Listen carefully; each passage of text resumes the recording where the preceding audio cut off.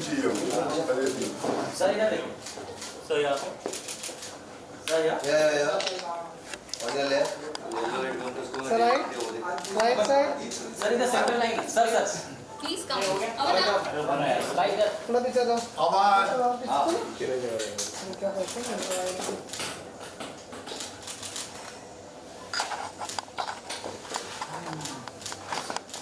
Take on your left. Thank you, Left. अच्छी तरह और सर एक आपका, घर के आसपास और सर इधर देखिए ना सामने, बड़े भी बच्चों का क्या स्पेशल सर इधर सामने, Sir, right side. सर इधर, Sir, on your left. What's on your left? Sir, right. सामने देखिए, सामने, सर, लाइट बोल रहा है वो। So सेंटर, right से left तक देखिए। Sir centre, Right. Sir, thank you, हाँ, आ जा रही जा क्या कर रहे हैं समथिंग Moving down. पीछे आ जाओ। Zoom कर लो। हाँ, सर इधर देखिए, Right. Right side. सर आपके लेफ्ट यहाँ पे थोड़ा टर्न हो जाएगा। Okay, thank you. Thank you. हो गया Thank you. हो गया। चल। मुझे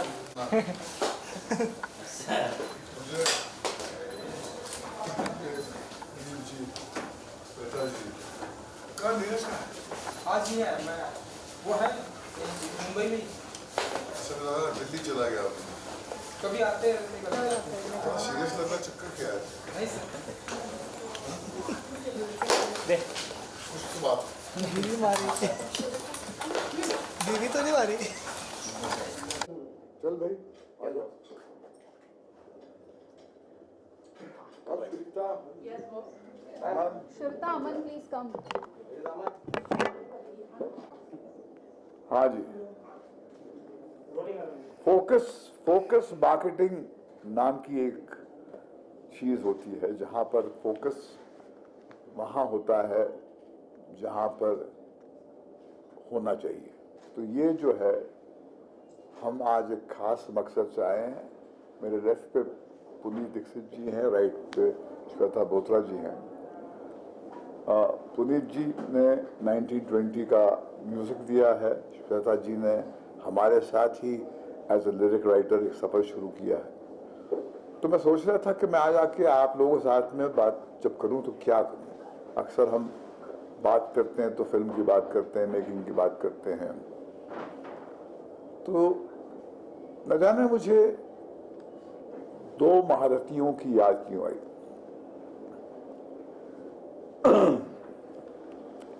एम क्रीम किरवानी जी और आनंद बख्शी जी, एक्चुअली तीन। उससे पहले नदीम श्रवण और समीर,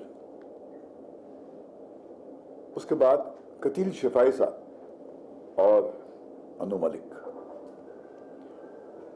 ये तीन म्यूजिक डायरेक्टर्स और लिरिक राइटर का जो एक रिश्ता था, उनकी जो जुगलबंदी होती थी उससे वो संगीत पैदा हुआ जिसकी वजह से लोग मुझे आज जानते हैं। ऐसा नहीं कि मैंने दूसरे म्यूजिक डायरेक्टर के साथ काम नहीं किया, मगर क्योंकि ये मैं इस कॉम्बिनेशन की बात कर रहा हूँ, lyric writer and music director का एक एंड्योरिंग कॉम्बिनेशन, तो मैं अपनी बात सिर्फ इन तक सीमित रखूँगा। वैसे कौशल मुनीर जी ने भी काम किया मेरे साथ में, और बहुत सारे और लोगों ने, सईद कादरी ने किया मेरे साथ में, मेरा दोस्त, मेरा अजीज दोस्त, जिसने प्रीतम के साथ में बहुत गाने लिखे थे, जिसने 2000 की शुरुआत में उसने एक अपनी किस्म की राइटिंग की थी और फिर एक नई ऊर्जा अपने राइटिंग से उसने अपने गानों में ले ली। तो मैंने कुछ ऐसा घटते हुए देखा मेरे सामने पुनीत और श्वेता के कॉम्बिनेशन के साथ। दोनों मध्य प्रदेश के हैं, इसको आप बोलते हैं हिंदुस्तान का हार्टलैंड है। दोनों जो हैं एक नौजवान पीढ़ी को रिप्रेजेंट करते हैं। और जब मैं पहले मर्तबा पुनीत से मिला था तो मुझे याद है एक टेलीविजन का हम एक शो कर रहे थे स्टार के लिए, दिल जैसे धड़के धड़कने दो। तो एक खूब छोटा सा नौजवान लड़का आया था बहुत एक्साइटमेंट लेकर, संजय मासूम जी के साथ में, जो खुद एक बहुत अच्छे लिरिक राइटर भी और राइटर भी हैं, और इसने कमाल का गाना लिखा था। काश वो टेलीविजन शो उस गाने से लॉन्च होता तो शायद उसकी जो टीआरपी जो है शुरू से कम आसमान को छूती, मगर वो ऐसा नहीं हुआ। फिर वो कोविड आ गया तो वो शो ही उसने दम तोड़ दिया। मगर जब कोई आपको अच्छा फनकार मिलता है तो वो अपनी छाप छोड़ जाता है। तो मेरी जो राइटर हैं श्वेता जी को बार बार ये लड़का याद आता था कि भैया कि अगर हमको नया संगीत चाहिए, ये कहती थी, तो नया संगीत तो नए लोगों से ही आएगा ना। अगर हम अपने ही फिर स्विमिंग पूल में फिशिंग करते रहेंगे तो कैसा होगा। ये बात सही है, अक्सर हम अपने स्विमिंग पूल तो छोड़ो श्वेता, हम तो अपने बाथ टब में ही फिशिंग करते हैं। बहुत अपनी पहुंच जो है हम बहुत ही लिमिटेड कर देते हैं।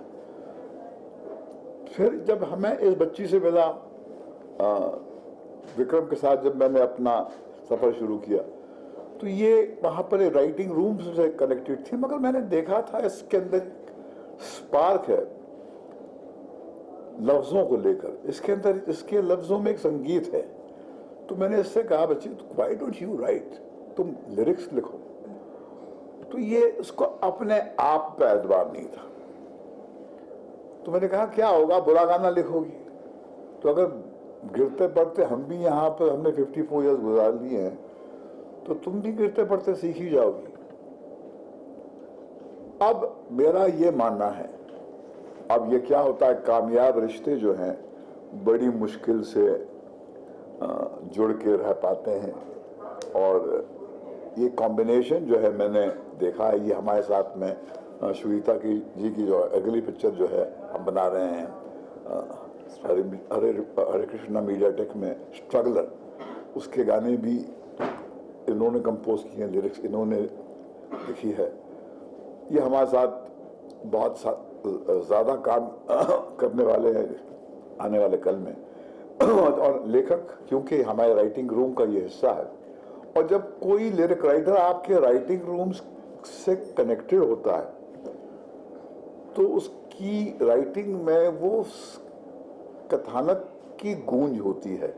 नहीं तो बाहर से जब हम लाते हैं एक लिरिक राइटर तो उसको हम सिचुएशन समझाते हैं, मगर बहुत कोशिशों के बावजूद, बहुत ईमानदारी के बावजूद भी वो कुछ कटा हुआ, कुछ अलग जिस्म का एक हिस्सा लगता है कि आगे जुड़ गया है। तो मेरा ये मानना है कि मैं चाहूँगा कि ये दोनों अपने इस कॉम्बिनेशन को ज़िंदा रखें, और 1920 के गाने जो हैं बहुत ही खूबसूरत गाने हैं। एक 1920 फ्रेंचाइज जो एक हॉरर फ्रेंचाइज है, जिसमें अक्सर आप ये उम्मीद करते ही नहीं है कि कुछ राइटिंग में गहराई होगी। अगर आप गाने सुने जो शायद इन्होंने आपको नहीं सुनाया, तो आपको महसूस होगा कि संगीत से लेकर इनकी राइटिंग में एक ऐसी गहराई है जो हमारी कहानी को एक डेप्थ देती है। नहीं तो ये हॉरर फिल्म में ऐसे गाने बड़ी मुश्किल से आते हैं, और आते हैं तो हमारी राज थी, वो भी बहुत बड़ी हिट थी, हॉरर जॉनर की फिल्म थी, मगर वो रोमांटिक सॉन्ग्स थे। तो रोमांटिक सॉन्ग का एक अपना एक मयार होता है, और वो दिल की गहराइयों तक पहुंच नहीं पाते हैं। तो मैं तो श्वेता से कहता हूं कि इसने एक लोरी जो लिखी है, जो इसने कंपोज की है, वो इतनी आउटस्टैंडिंग है, जो मैं चाहूँगा कि आप उसे सुने यहाँ पर, और आप इनसे पूछें, क्योंकि मेरा फ़र्ज़ ये था कि एक नौजवान पीढ़ी जो आने वाले कल में टॉर्च बेरर्स होंगे, जिनके गाने आप सुनेंगे, उनसे आप रूबरू हों, उनसे बात करें, क्योंकि ये आने वाले कल में ये फ्रंट रोज में आपको मिलेंगे, और यकीनन अपनी वो पहचान बनाएंगे जो बाकी great music directors and writers have created in the past. कभी इनका भी जिक्र वैसे ही होगा जैसे मैंने अभी एम करीम साहब का किया, बख्शी साहब का किया, समीर जी का किया, नदीम श्रवण का किया, सईद कादरी और प्रीतम का किया, और कतील शिफाई साहब अन्नू मलिक का किया। अन्नू मलिक का तो पूर्ण जीवन जन्म हुआ था, फिर तेरी कहानी याद आई से। तो जब लफ्ज़ों के साथ में म्यूजिक डायरेक्टर की रूह जुड़ जाती है तो कुछ और ही हो जाता है, और वही रहा है राज। हमारे में कोई ऐसे कुछ जादू की छड़ी नहीं होती हमारे पास। हम केवल म्यूजिक डायरेक्टर्स की गहराई को छूते हैं, लिरिक राइटर की गहराई को छूते हैं, फिर बाकी सब चमत्कार इनका होता है। ये तो आप लोग हमको फोरग्राउंड में रखते हैं तो ये बेचारे पीछे रह जाते हैं जब तक म्यूजिक डायरेक्टर बहुत बड़ा स्टार नहीं बन जाए। एक ज़माना था बचपन में, शायद आप लोग सब कोई पैदा भी नहीं हुआ होगा, एक ओपी नैयर साहब से, वो इतने बड़े म्यूजिक डायरेक्टर थे कि उनके होर्डिंग्स लगते थे, और वो बहुत पॉपुलर सिगरेट ब्रांड्स की को एडवर्टाइज करते थे। और बम्बई की सड़कों पे आप देखते थे कि ओपी नैयर साहब का होर्डिंग थे। फिर एक ज़माना था जब डिस्ट्रीब्यूटर पूछते संगीत किसका, म्यूजिक किसका, तो वो दौर जो है कहीं पर एक डिजिटल एज में और एक रीमिक्स के ज़माने में कहीं पर हम अपनी रूह से कट गए हैं, अपनी मेलोडी से कट गए हैं। और कहीं क्योंकि ये main land heartland of India से आए हैं, इनके कानों में भी वो गाने गूंजते हैं जिस पे ये पले हैं, बड़े हैं हमारे गाने सुनकर। मगर इनका अपना बहुत कुछ है जो ये लेके आए हैं, और वो जो उनका अपना है उसके वजह से हमारे पुराने जो जाले हैं, हमारे पे जो जंग और हमारे पे जो धूल जो है चिपकी है, हम कुछ धुल जाते हैं, कुछ साफ हो जाते हैं। और जैसे मैंने पिछली प्रेस मीटिंग में भी कहा था कि ये दौर है रिवर्स मेंटरिंग का। एक नौजवान जनरेशन के गले से आपको इस मुल्क की मौजूदा हालात से जुड़ना चाहिए। The elders have a right and their duty to guide them, मगर ये ऊर्जा इनकी है, सेंटर स्टेज इनका है, इनको राइटली वो सेंटर स्टेज मिलना चाहिए जो इनको अक्सर नहीं मिलता। और अभी हॉलीवुड में जो झगड़ा चल रहा है राइटरों का, आज ऑलमोस्ट 7th वीक का एक उनका स्ट्राइक चल रहा है जिसको स्क्रीन एक्टर्स ने भी सपोर्ट किया है। वो यही है कि अक्सर स्पॉटलाइट जो है वहाँ पड़ती नहीं है, कोलैबोरेटिव खेल है ये जब हम मैच जीतते हैं तो केवल एक आदमी जो सेंचुरी बनाता है उसके वजह से नहीं जीतते हैं, मगर हम एक ही व्यक्ति का चेहरा या एक ही व्यक्ति को हम पूरा फोकस देते हैं। तो ये फोकस मार्केटिंग हमारी इंटेंशन थी, इसलिए अब मैंने काफ़ी कुछ बोल लिया है। अब स्पॉटलाइट इस बच्ची पे और इस बच्चे पे होगी, और बाकी जो मेरे राइटर्स हैं, अमन जी भी राइटर हैं मेरे, और सुनीता जी भी है, इनसे होनी चाहिए बातचीत। पुनीता और श्वेता जी बहुत बड़ी रिस्पॉन्सिबिलिटी दी है भट्ट साहब ने आप लोगों को, फ्यूचर का बहुत ही बड़ी रिस्पॉन्सिबिलिटी दी है, तो आप लोग कुछ कहना चाहेंगे एंड कि क्या कुछ आने वाले दिनों में हमें देखने को मिलेगा? पहले कौन बोले, ये बोले कि ये बोले? सबसे पहले तो मैं एक बात बोलना चाहूँगा, भट्ट साहब की बातों को तो ऑफिशियली ड्रग डिक्लेयर कर देना चाहिए। अरे बाबा रे बाबा ऐसा लगता है वो जब बोलते हैं तो ऐसा लगता है सुनते ही जाओ, वो बहुत आप बोलते रहा करिए ऐसे, और वो हम लोग वो हो जाते हैं कि इतनी बातें सीखने को मिल जाती है। और जो म्यूज़िक हम लोगों ने निकाला है वो कहीं ना कहीं इनकी बातों से ही आया है। एक गाना है वो कहानी फिर कभी 1920 का पहला गाना, मैं उसका एक छोटा सा किस्सा बताता हूँ। दिल जैसे धड़के रखने दो के टाइम पे हम लोग सेट पे थे फिल्म सिटी में, तो भट्ट साहब से किसी ने पूछा कि भट्ट साहब आप सड़क 2 के बारे में कुछ कहना चाहेंगे, तो भट्ट साहब ने बोला वो कहानी फिर कभी। एंड मैंने वो लाइन नोट कर ली, यार ये तो गाना है। एंड फिर वो कोविड वगैरह आ गया था तो गाना मैंने बनाया एंड मैम को भेजा था बहुत पहले, and one of the ma'am's favourite song also. तो वो गाना फिर मैंने जब भट्ट साहब को सुनाया तो ये किस्सा बताया, तो देखिए 1920 में वो गाना आ गया फाइनली। अच्छा, तो ऐसी इतनी सारी बातें हैं जिसको हम लोग कुछ बोलते तो हम लोग है नहीं, क्योंकि बोल ही नहीं पाते वहाँ पे बैठ के, तो सिर्फ सुनते रहते हैं, लेकिन सुनते हुए भी हम लोग बहुत कुछ निकाल लेते हैं। इवन श्वेता तो पूरे टाइम वहाँ ही रहती है, तो मैं सिर्फ चुराती हूँ। तो कंटेंट तो यहीं से आता है और यहीं से आता रहेगा आने वाले समय में। तो जो भी आपको सुनाई देगा, दिखाई देगा, वो रिफ्लेक्शन तो भट्ट साहब का ही है। और एज यू नो ऑल कि भट्ट साहब का मेरा मुझ में कुछ नहीं, मैंने भी कहीं से हासिल किया है। लागे तुझसे मन की लगी। तो जैसा कि आप लोगों ने तो सब देखा है और हिस्ट्री भी है कि भट्ट साहब के निकाले हुए गाने, फिल्म्स, एवरीथिंग जो कि इतने मज़ेदार होते हैं, कमाल के होते हैं। मैंने भी वहीं से सीखा है। एज स्कूल गोइंग किड 2008 में मैंने फर्स्ट टाइम 1920 के गाने सुने थे और मैंने बोला था वो कमाल का म्यूज़िक है, बहुत अच्छा म्यूज़िक है। फिर मुझे भट्ट साहब का नाम पता चला एंड विक्रम भट्ट सर का नाम पता चला और मैंने सोचा कि अगर कोई म्यूज़िक को मेरे समझ सकता है या उनको थोड़ा पसंद आएगा तो वो भट्ट साहब है।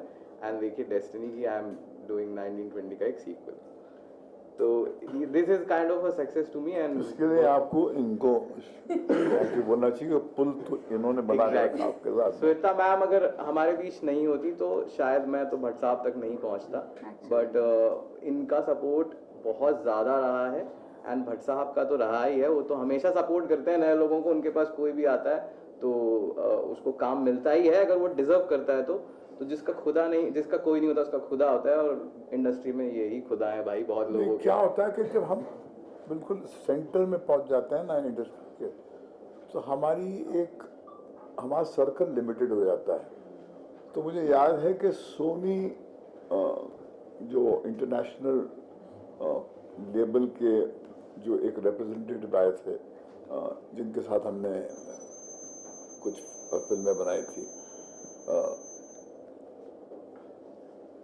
उसने एक बात कही थी कि जब हिंदुस्तान के फिल्म मेकर्स को ये बात समझ में आ जाएगी कि वो लोग जो इंडस्ट्री से कनेक्टेड नहीं हैं, जो यहाँ पर मौजूदा जो राइटर्स नहीं हैं, म्यूज़िक डायरेक्टर्स नहीं हैं, उनके साथ काम करना शुरू करेंगे, तो हो सकता है कि ये जो दीवारें आपने खड़ी की है जहाँ पर सिर्फ कुछ लोग अंदर प्लेयर्स हैं, बाकी बाहर हैं, तो हो सकता है कि वो ला के आपके अंदर एक नई जान फूके। तो सुरीता जो थी ये बंगाल से आई हैं, कलकत्ते से आई हैं, तो वो लिटरेरी फेस अपना वर्ल्ड से आई हैं। तो इसके पास वो आँख थी कि जब हम म्यूज़िक डायरेक्टर्स के बारे में डिस्कस कर रहे थे तो इसने हमको कहा, विक्रम को कहा कि क्यों ना हम उस लड़के को लें जिसने हमारे लिए एक गाना दिया था, मगर वो शो बंद हो गया। फिर हमने वो गाना सुनाया विक्रम को, तो विक्रम ने कहा यह वाकई ये कमाल का गाना है। और फिर वहाँ से एक शुरुआत हुई, मगर वो आँख जो है वो एक पाक आँख थी, उस पर बाजार की धूल नहीं बैठी थी। और इसलिए मैं कहता हूँ कि नया संगीत, नई राइटिंग, नया टैलेंट ही आके एक नई ऊर्जा लाएगा। और हमको अपनी, ये तो आजकल फॉर्चुनेटली है डिजिटल एज की वजह से आपके पास इंफॉर्मेशन, आपके पास कंटेंट दुनिया भर से आ जाता है। तो ये, मगर फिर भी जैसे मैं इसको कह रहा था, ऐसे यार मुझे समझ में नहीं आता, तो इतना टैलेंटेड आदमी है, आज के गेटकीपर्स जो हैं कोई है ही नहीं। ये मुझे याद है टिम कुक जो थे सीईओ के, अब है एप्पल के, वो जब हमारे सेट पे आए थे महबूब में, तो उन्होंने ये सब आईफोन ऐसे उठाया, उन्होंने कहा कि all that you need is this to make, distribute and consume films. This has changed the world. मैं उसकी आंखों में जो चमक थी और जिस सर्टेनिटी के साथ उसने ये सत्य का इजहार किया, मैं कभी भूल ही नहीं सकता। और ये फैक्ट मैं इससे कह रहा था, मैं इनसे कह रहा था, मैं इनको कहता हूँ कि वो गेटकीपर्स जो हैं वो खुद आउटडेटेड हो गए हैं। आज आपको ऑडियंस तक पहुंचने के लिए ब्रिज सारे मौजूद हैं आपके पास, क्योंकि आखिरकार आपको पहुंचना दर्शक तक है ना, या लिसनर तक है। तो आप, जरूरी नहीं है कि आप किसी एक एस्टैब्लिश लेबल के दरवाजे पे जाकर घुटने टेक कर उनसे गिड़गड़ा कर कहें कि साहब मैं बहुत टैलेंटेड आदमी हूँ। भैया आप कितने भी टैलेंटेड हों, अगर मेरे पास वो आँख ही नहीं तो आप क्या करेंगे? बिल्कुल करेक्ट। तो आप लोग कभी कभी मुझे लगता है कि आप अंधों के शहर में आईना बेचने निकले हैं। आप दूसरों को कैसे दिखाएंगे कि आप में इतना टैलेंट है? तो मैं अक्सर ये भी कहता हूं कि there is no lack of talent in this country, there is a lack of talent to spot talent. और यही एक बात अगर हम याद कर लें, उसकी गांठ बांध लें, तो हम अपने आप को फ्रेश और रीइन्वेंट करते रहेंगे।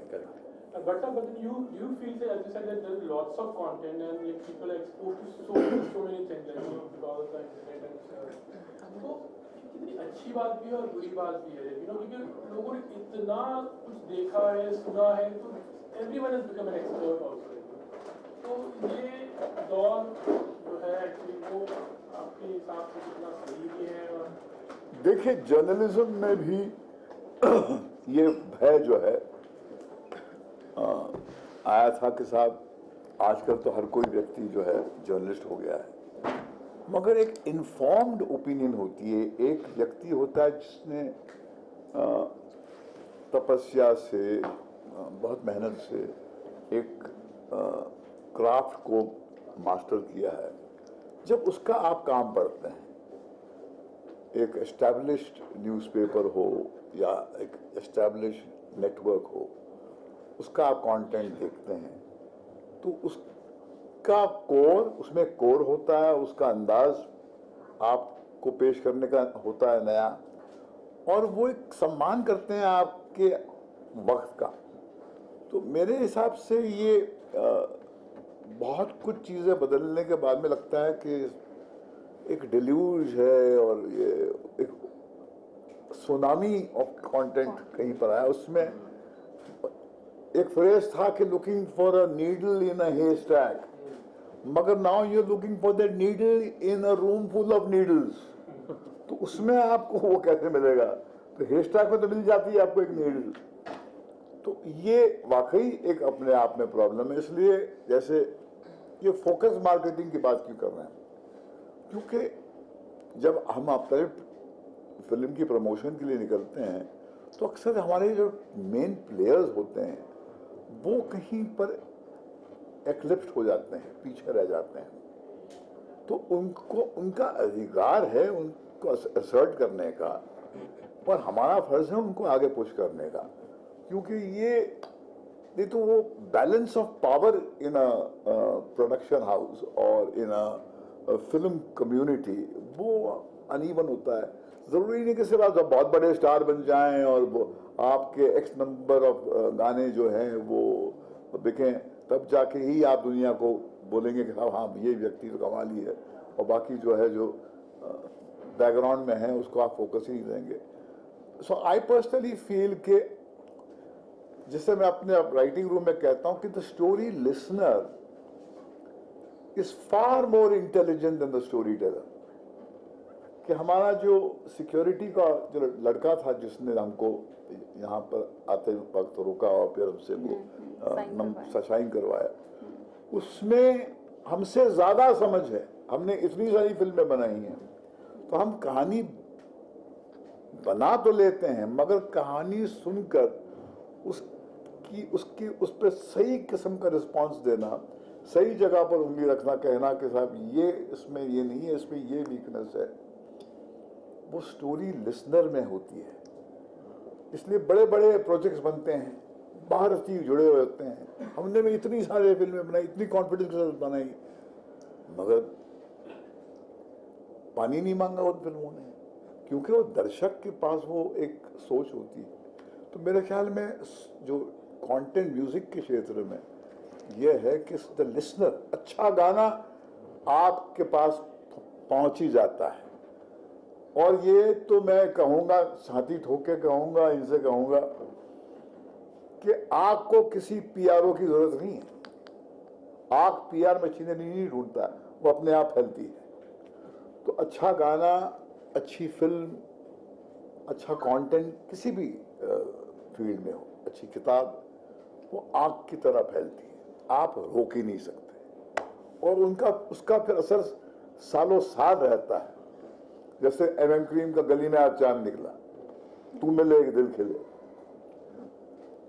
नदीम श्रवण के गाने जो आशिकी के हैं, बहुत सारे गाने, शहीद कादरी के गाने, आवारापन बंजारापन, तो ये सारे गाने वक्त के साथ में कहीं पर पुराने ही नहीं हुए, उन पे झुर्रियाँ पड़ी ही नहीं, क्योंकि उनकी रूह जो है बहुत ही सच्ची थी और उसमें वो हर एज पे रेलेवेंट है।